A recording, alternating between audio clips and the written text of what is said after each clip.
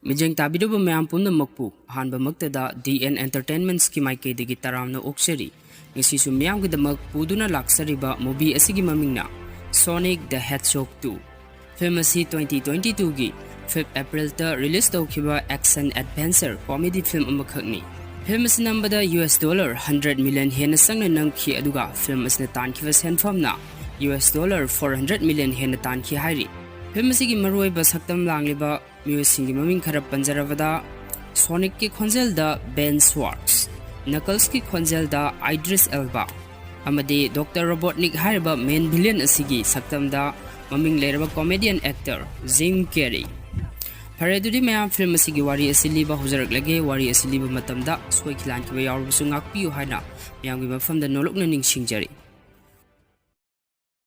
Movie asigi ahan basin asimakta da ikhoina Mushroom Planet haina khangnariba mafam planet asida Dr. Robotnik uba fangi Dr. Robotnik Mushroom Planet asida leirakpa mahak numit sani gani funi thoi surakle mahakna planet asida gi nanthokuna prithvi da amuk hanma yananabagidamag experiment kaya ama tawrami adubu mai paklamde adubu Dr. Robotnik scientist amani mahak ninghanaba poklamde ngasiga thana mahakna mafam asida leirakliba asi numit sani gani funi thoi sapsana mapung phari ngasi asi mahakki yamna maru oiba numit am oirami maramdi mahakna nauna saba loiraba machine ama experiment tawna bigidamak sem sarami machine asigi matengna mahakna prithibida amuk soidana hanba yarugani haibagi sab saba thajaba adu mangonda lerami Dr. Robotnik mahakkisu Sonic ki electrical energy mayam ama store tawduna thamba ngamba Sonic ki matu ama lejarami hariba matu asi mahakna mahakki experiment aduda sizinarami Mahakna Sonic ki matu adu mahakki sengwat sagat pa loiraba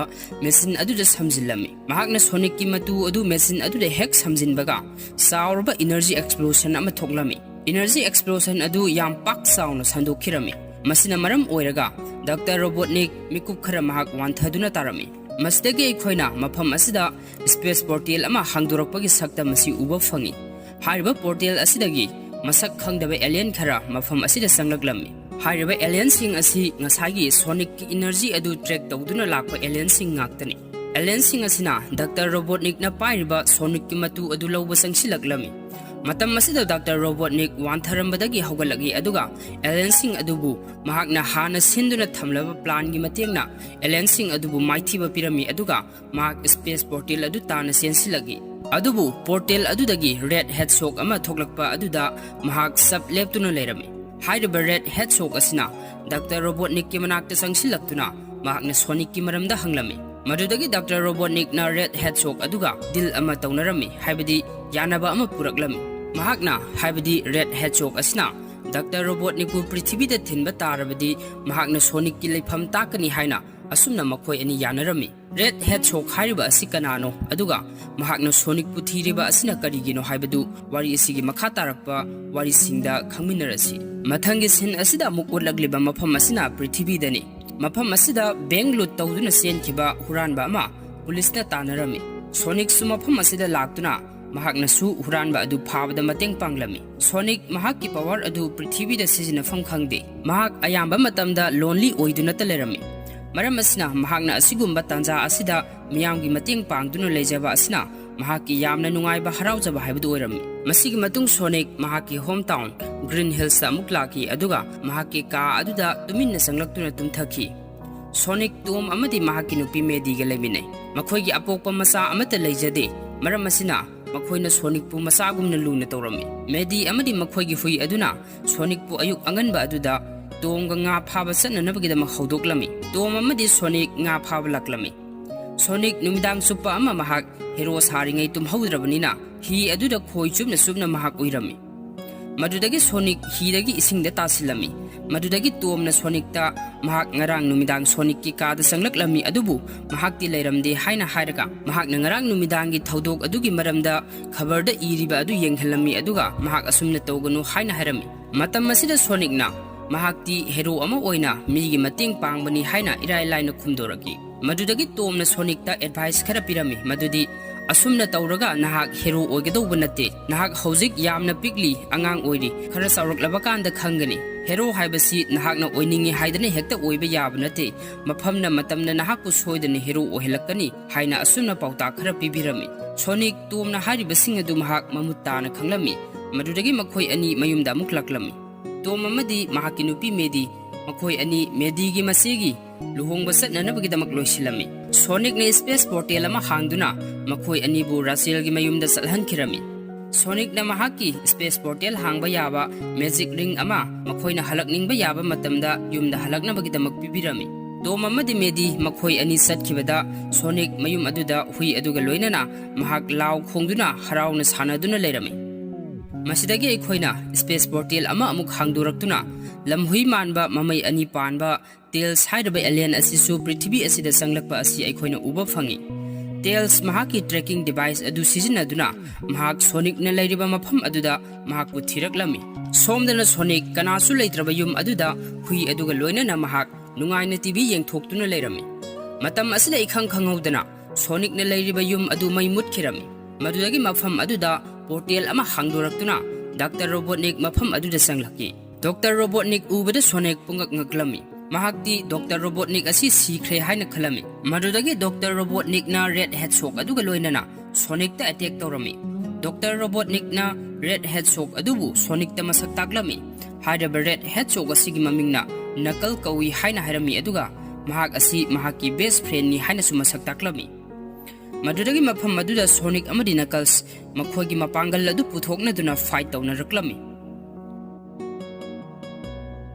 makhoi ani ge fight asidagi Knuckles hariba red hedgehog asi yamna kanba powerful oiba hedgehog amani haibasi aikoina khangba ngame masidagi Knuckles na amuk Sonic pu phajinduna ultimate power gi maramda hanglaklami Sonic mahakti ultimate power asigi maramda mahakti karisu khanglamde makhoi ani gi wari asi tabadagi Dr. Robotnik su ultimate power asigi maramda mahak su khanglami Knuckles na Sonic ta long claw hariba warrior asigi maramda wari tawrami wari asidagi aikoina khangba ngame madudi Knuckles hariba hedgehog asi Echidna tribe hariba kanglup asigi warrior amani habase aikoina khangba ngame Knuckles na Sonic ta long claw hariba makhoigi warrior adu Echidna tribe ki lanmi singi makhutta sikhibani maduga sab manana mahakpusu ultimate power adugi leifam adu haidoktrabadi mahakpusu hatlagani haina Knuckles na Sonic ta threaten tawrami Knuckles na Sonic te attack hek tawge tawbaga tails mafam aduda police ki car ama thaujinduna laki tails na Sonic pu car aduda hapkatuna car adu yangna thoragi madudagi Knuckles su makhoibu tanaraklami Sonic Knuckles na mahakpu tanarakliba asi karigino haiba mahak khanglamde Knuckles na mahakpu tanarakpagi maram adu tails na Sonic ta hairami Knuckles hariba red hedgehog asi Echidna tribe adugi iroi loiba last warrior ni aduga mahak asi galaxy azida most dangerous warrior amasuni haina hairami mahakna master emerald haina khangnaba ultimate power gi source asibu thiribani aduga Sonic puna ultimate power adu thiba phangnabagi damak ki amani haina mahakna khalami maram asinani Knuckles na mahakpu tanariba asi haiduna tails na Sonic tawari tawrami Knuckles mahaksu Sonic pu tanarakpa lepte madudagi mahakna Sonic na tungleba car adugi mathakta songkhatuna amuk makhoibu attack tawrami madudagi tails na gari adu singsepta thaudarami aduga mahakna Sonic pu yanduna car adudagi paithokhirami Knuckles su simsep adudagi mahaksu mathwai kanjanabagi damak songduna kakhalaki Dr. Robotnik ki assistant Agent Stone mahak Dr. Robotnik na prithibi da leitaba aduda mahaksu yamna lonely orami Dr. Robotnik na khanghaudana Agent Stone da pau phaujilakpada Agent Stone yamna haraurami Dr. Robotnik ki message adu paraduna Agent Stone na mahaki coffee shop adu thonglon silami aduga mahakna Dr. Robotnik ki damak jet plane ama thorang tawrami Dr. Robotnik jet plane adu tungduna Knuckles ki mateng panglami aduga makhoi ani anouba deal amasu tawrami Dr. Robotnik na sumna harami mahakna ultimate power adugi source oiriba emerald adu thibada mating soidana pangani aduga mahakna su haibadi Knuckles na su ultimate power adu sizinaduna Sonic pu maithiba pibada mating pangu haina asumna makhoi ani deal tawrami Sonic amadi tails tomgi mamanaba wet hariba police officer asigi manakta laklami Sonic na tails ta Knuckles na mahakpu master emerald adu phangnabagi ki ama oina uriba adu karigino khanduna amukta yengu aduga wafam asidana mahakna palakliba longclaw hariba warrior asiga kari mari leinabage khallu haina harami madudagi Sonic na ikhang khanghaudana thaina longclaw na mangonda map ama pirakhiba adu ningsinglaklami map adu de yawriba Emerald gi symbol adu su urami masi mahakna mamangda karisu thausadana khalambani maps adu hangdokluba matamda maps adu dagi blue ray khara kapthoraktuna longclaw gi saktamda Sonic tawahi kara haraklami Sonic nahakna masi yenglabadi prithvi asi nahakna kallu world asida jibasing asina hingduna leiriba asi magi oiba purpose amamum leiribani Master Emerald hariba ultimate power asigi horakpham oiriba gem asi yamna powerful oi phattaba myo singi makhotta takhrabadi universe asi tunggadawribani Master Emerald asibu senaba asna aihaki duty oirambani adubu masigi duty asi haujik nangonda amuk sinarage nahakti yamna phaba jibani aduna map asida yawriba Emerald asigi location asi yengduna Emerald adubu phanglaga nahakna mafam sana safe oiba mafam amda thammu haina asumna hairami madudagi Sonic Tails kaloina na mahak map adugi location adu yengduna Siberia da satlami mafam adugi weather condition adu fattabana makhoi ani manak nakpa bar amada sangsinduna sangjafam lawrami madudagi makhoina karigumba khara sana nabu order tawrami mafam adugi miyoi sing aduna ngangliba lon sing adu makhoi khanglamde adubu Tails ki machine masa aduna wai sing adugi artha handokpiduna makhoi pau faunarami Sonic na Tails ta machine adu mahakna kadaidagi phangbano haina hanglami Tails na machine sing adu mahak masamakna sajabani haina hairami Tails na makha taragi nong manumidang ama baseball field aduda explosion ama thokiba aduda mahaki energy adu mahaki home planet adu de yorklami madudagi mahakna Sonic pu masak khangkhi haina hairami aduga mahakna mahaki town adubu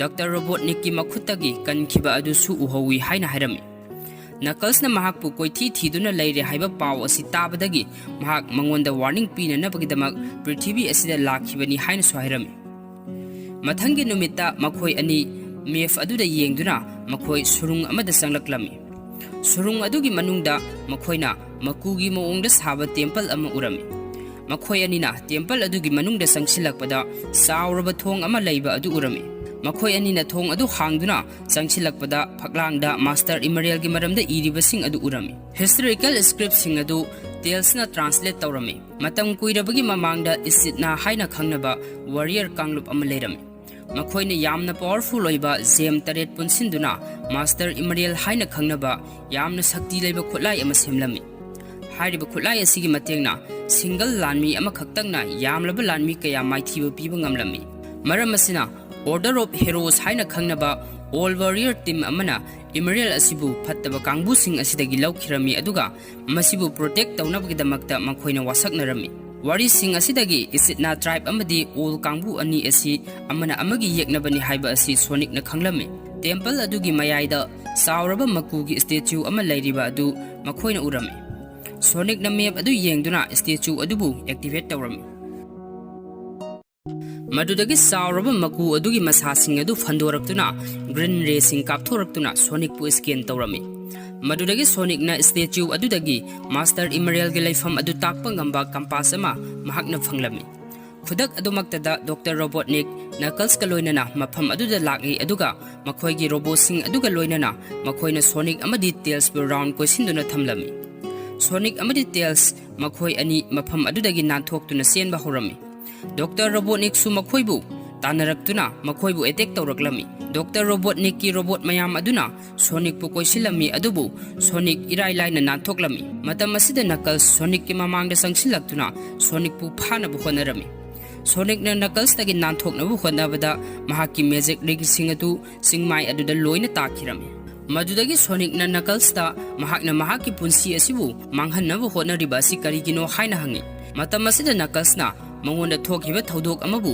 Sonic ta maral pisilami mahak asi hojek Isitna tribe ki amatta ngairba survivor ni haina hairami Isitna tribe singa longclaw singa lan tawna khiba aduda mapana mahak pu satpa thingkhibadagi makhoina makhoigi Master Emerald adubu amuk khanna lausinaba lan adu tawkhibani adubu lan adudagi kana amata hingna halakhide haina hairami maram asna mahakna Master Emerald adu lausinduna ꯃꯥꯡꯈ꯭ꯔꯕ ꯃꯍꯥꯛꯀꯤ ꯁꯥꯒꯩ ꯑꯗꯨ ꯑꯃꯨꯛ ꯍꯟꯅ ꯁꯦꯝꯒꯠꯀꯅꯤ ꯍꯥꯏꯅꯁꯨ ꯍꯥꯏꯔꯝꯃꯤ꯫ ꯃꯇꯝ ꯑꯁꯤꯗ ꯁꯣꯅꯤꯛꯁꯨ ꯃꯉꯣꯟꯗ ꯊꯣꯛꯈꯤꯕ ꯊꯧꯗꯣꯛ ꯑꯃ ꯅꯤꯡꯁꯤꯡꯂꯛꯂꯝꯃꯤ ꯑꯗꯨꯒ ꯃꯍꯥꯛꯅ ꯅꯀꯜꯁꯇ ꯅꯨꯃꯤꯠ ꯑꯗꯨꯗ ꯃꯍꯥꯛꯀꯤꯁꯨ ꯃꯃꯥ ꯃꯄꯥ ꯑꯃꯗꯤ ꯈꯪꯅ ꯆꯥꯟꯅꯕ ꯄꯨꯝꯅꯃꯛ ꯂꯣꯏꯅ ꯃꯥꯡꯈꯤ ꯍꯥꯏꯅ ꯍꯥꯏꯔꯝꯃꯤ꯫ ꯃꯗꯨꯗꯒꯤ ꯇꯦꯜꯁꯅ ꯑꯃꯨꯛ ꯅꯀꯜꯁꯇ ꯑꯦꯇꯦꯛ ꯇꯧꯔꯛꯂꯝꯃꯤ꯫ ꯁꯣꯅꯤꯛꯅ ꯅꯀꯜꯁꯄꯨ ꯒ꯭ꯌꯥꯟ ꯇꯥꯅꯕ ꯍꯥꯏꯔꯝꯃꯤ ꯑꯗꯨꯕꯨ ꯅꯀꯜꯁ ꯃꯈꯣꯏ ꯑꯅꯤꯗ ꯌꯥꯝꯅ ꯀꯟꯅ ꯁꯥꯎꯔꯝꯃꯤ꯫ ꯃꯗꯨꯗꯒꯤ ꯁꯣꯅꯤꯛꯅ ꯃꯍꯥꯛꯅ ꯄꯥꯏꯔꯤꯕ ꯀꯝꯄꯥꯁ ꯑꯗꯨ ꯇꯦꯜꯁꯇ ꯂꯪꯊꯣꯔꯛꯏ ꯑꯗꯨꯒ ꯃꯍꯥꯛ ꯀꯝꯄꯥꯁ ꯑꯗꯨ ꯄꯨꯗꯨꯅ ꯄꯥꯏꯈ꯭ꯔꯣ ꯍꯥꯏꯔꯝꯃꯤ꯫ ꯑꯗꯨꯕꯨ ꯗꯣꯛꯇꯔ ꯔꯣꯕꯣꯠꯅꯤꯛ ꯏꯈꯪ ꯈꯪꯍꯧꯗꯅ ꯃꯐꯝ ꯑꯗꯨꯗ ꯆꯪꯁꯤꯜꯂꯛꯏ ꯑꯗꯨꯒ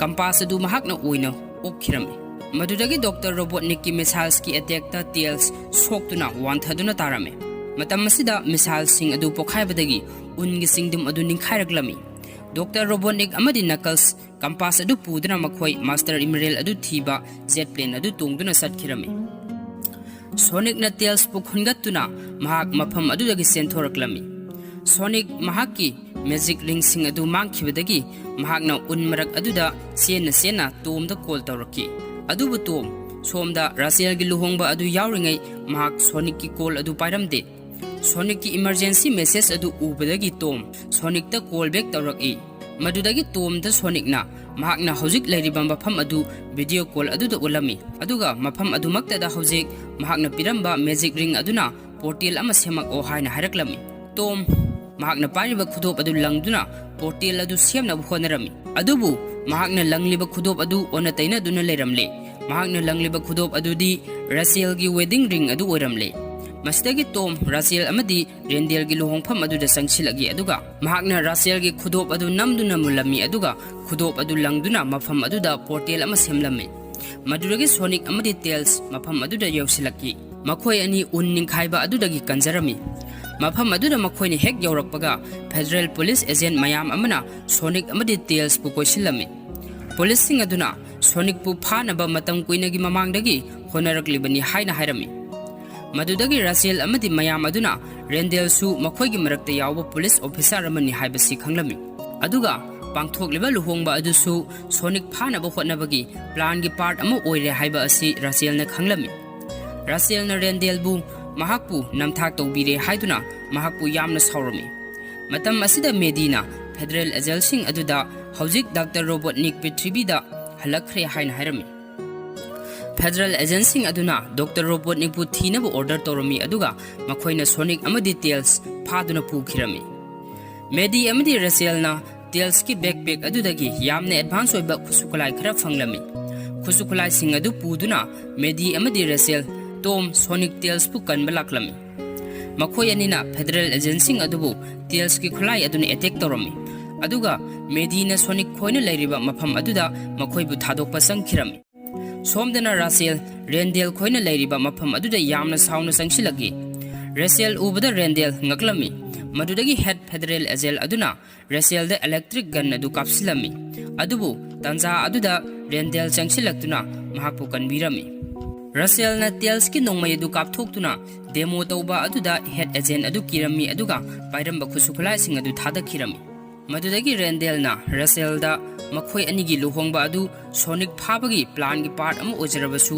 ꯃꯍꯥꯛꯅ ꯔꯥꯆꯦꯜꯕꯨꯗꯤ ꯊꯃꯣꯏ ꯁꯦꯡꯅ ꯅꯨꯡꯁꯤ ꯍꯥꯏꯅ ꯐꯣꯡꯗꯣꯔꯛꯂꯝꯃꯤ꯫ ꯁꯣꯝꯗꯅ ꯑꯃꯨꯛ ꯀꯝꯄꯥꯁ ꯑꯗꯨꯒꯤ ꯃꯇꯦꯡꯅ ꯗꯣꯛꯇꯔ ꯔꯣꯕꯣꯠꯅꯤꯛ ꯑꯃꯗꯤ ꯅꯀꯜꯁ ꯑꯥꯏꯂꯦꯟ ꯑꯃꯗ ꯌꯧꯔꯛꯂꯝꯃꯤ꯫ ꯃꯗꯨꯗꯒꯤ ꯃꯈꯣꯏꯅ ꯀꯝꯄꯥꯁ ꯑꯗꯨ ꯃꯦꯖꯤꯀꯦꯜ ꯗꯤꯚꯥꯏꯁ ꯑꯃꯒꯤ ꯃꯊꯛꯇ ꯊꯝꯕꯗ ꯑꯦꯛꯇꯤꯚꯦꯠ ꯇꯧꯗꯨꯅ ꯃꯐꯝ ꯑꯗꯨꯒꯤ ꯏꯁꯤꯡ ꯑꯗꯨ ꯅꯥꯀꯜ ꯑꯅꯤ ꯊꯣꯛꯅ ꯈꯥꯏꯗꯣꯛꯇꯨꯅ ꯃꯐꯝ ꯑꯗꯨꯗ ꯂꯝꯕꯤ ꯑꯃ ꯁꯦꯝꯂꯝꯃꯤ꯫ ꯃꯗꯨꯗꯒꯤ ꯃꯐꯝ ꯑꯗꯨꯗ ꯑꯦꯛꯁꯄ꯭ꯂꯣꯁꯟ ꯑꯃ ꯊꯣꯛꯇꯨꯅ ꯏꯅꯔꯖꯤ ꯈꯔ ꯑꯇꯤꯌꯥꯗ ꯄꯥꯏꯈꯠꯈꯤꯔꯝꯃꯤ꯫ ꯏꯅꯔꯖꯤ ꯑꯗꯨ ꯎꯕꯗꯒꯤ ꯁꯣꯅꯤꯛꯅ ꯗꯣꯛꯇꯔ ꯔꯣꯕꯣꯠꯅꯤꯛ ꯑꯁꯤ ꯃꯥꯁꯇꯔ ꯏꯃꯔꯦꯜꯒꯤ ꯃꯅꯥꯛꯇ ꯂꯩꯔꯦ ꯍꯥꯏꯕ ꯈꯪꯂꯝꯃꯤ꯫ ꯁꯣꯅꯤꯛ ꯊꯤꯟꯊꯕ ꯇꯧꯗꯅ ꯃꯍꯥꯛ ꯃꯈꯣꯏꯒꯤ ꯃꯅꯥꯛ ꯇꯝꯅ ꯏꯁꯤꯡ ꯑꯗꯨꯗ ꯃꯍꯥꯛꯀꯤ ꯂꯩꯖꯕꯤ ꯄꯥꯡꯒꯜ ꯁꯛꯇꯤ ꯄꯨꯝꯕ ꯄꯨꯊꯣꯛꯇꯨꯅ ꯁꯨꯄꯔꯁꯣꯅꯤꯛ ꯁ꯭ꯄꯤꯗꯇ ꯃꯐꯝ ꯑꯗꯨ ꯇꯝꯅ ꯌꯥꯝꯅ ꯌꯥꯡꯅ ꯆꯦꯜꯂꯛꯂꯝꯃꯤ꯫ ꯏꯀꯨꯏ ꯀꯨꯏꯗꯅ ꯁꯣꯅꯤꯛ ꯃꯐꯝ ꯑꯗꯨꯗ ꯌꯧꯔꯛꯂꯝꯃꯤ꯫ ꯏꯁꯤꯡ ꯑꯗꯨꯒꯤ ꯃꯌꯥꯏ ꯑꯗꯨꯗ ꯇꯦꯝꯄꯜ ꯑꯃ ꯊꯤꯟꯒꯠꯇꯨꯅ ꯂꯩꯔꯝꯕ ꯑꯗꯨ ꯎꯕꯗ ꯁꯣꯅꯤꯛ ꯉꯛꯂꯝꯃꯤ꯫ ꯗꯣꯛꯇꯔ ꯔꯣꯕꯣꯠꯅꯤꯛ ꯑꯃꯗꯤ ꯅꯀꯜꯁ ꯃꯈꯣꯏ ꯑꯅꯤꯁꯨ ꯃꯥꯁꯇꯔ ꯏꯃꯔꯦꯜꯅ ꯂꯩꯔꯤꯕ ꯃꯐꯝ ꯑꯗꯨ ꯇꯝꯅ ꯆꯪꯂꯛꯂꯝꯃꯤ꯫ ꯇꯧꯕꯇꯕꯨ ꯃꯈꯣꯏꯅ ꯆꯪꯒꯗꯧꯔꯤꯕ ꯃꯐꯝ ꯑꯗꯨ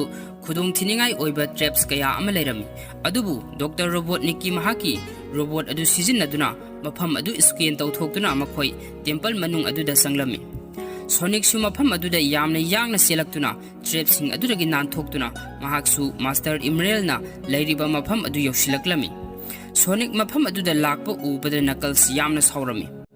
Madudagi Knuckles na Sonic pu attack tawduna makhoi ani tamthina phunaraklami. Makhoi ani phunabagi sin asi aduki matik phajai. Hek yengbada mid pen ba haibadu oi.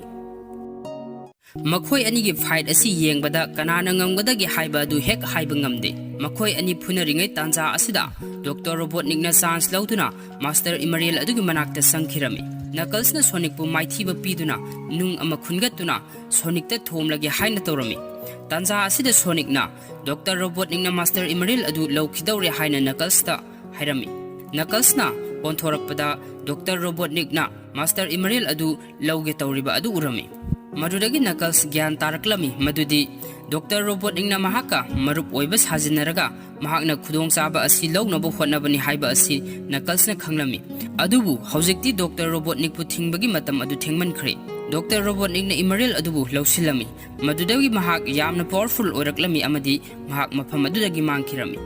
Temple aduna ising mayai aduda lairiba adu Imariel adugi power adugi matengna lairambani adubu Imariel adu lawthokhibadagi haujik temple adu ising thumjilaklami. Ising thumjilakpa aduda pillar ama taraktuna Knuckles ising manung aduda mahak pillar aduna nansinkhiduna hogatpa ngamlamde. Matam asida Sonic ising manung aduda kumtharaktuna pillar adu inkhatpiduna Knuckles pu mateng panglami. Adubu Sonic mahak amuk iraknaduna ising manung adudagi mahak kakhatpa ngamlamde. Knuckles na mahak pu amuk mateng pangbiduna ising adudagi singkhatpirami. Tails su jet plane ama tongduna mahak su Sonic ki manakta laklami. Mafam asidagi Sonic amadi Knuckles makhoi ani yanaduna marup oikhirami. Madudagi makhoi ahum Dr. Robotnik ki manaktamna laklami. Federal agent Wade na phaduna agent Stone bu interrogation satharami. Dr. Robotnik agent Stone na lairiba mafam aduda mahak sulaklami. Dr. Robotnik Imariel adugi power aduna mahak ki masa adu khudum sankhirami. Dr. Robotnik na agent Stone bu thadokpirami. Tom amadi Medi su Guardians Units of Nations hariba police force asiga loinana mafam aduda Dr. Robotnik pu thingba laklami. Adubu police mayam adu Dr. Robotnik ki mahaki power adugi mafam dadi karisu tawba ngamlamde. Madudagi Dr. Robotnik na akoibada lairiba teng car amadi machine kaya ama mahakna singsinkhirami aduga sauraba robot ama sarami.